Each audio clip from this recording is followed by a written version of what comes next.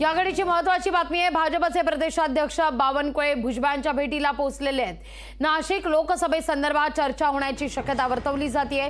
गिरीश महाजनानंतर बावनकुळे आता भुजबळांच्या भेटीला दाखल झालेले आहेत। या घडीची सगळ्यात महत्त्वाची बातमी आपण पाहतोय।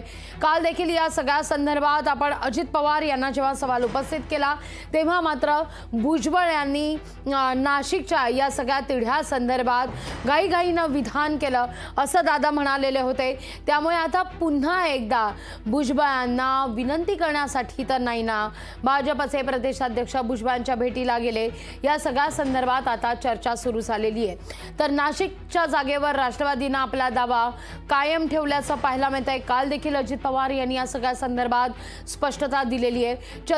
चंद्रशेखर बावनकुळे आता छगन भुजबळ यांच्या भेटीकरता दाखल झालेले आहेत। नाशिक आणि पालघर हा तिढा अद्यापही सुटलेला नाहीये।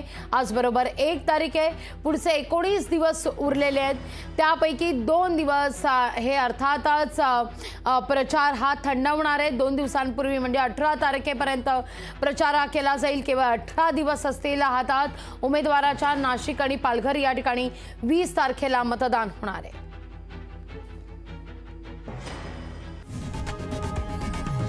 लोकशाही मराठी ऐका, पहा, जागरूक रहा।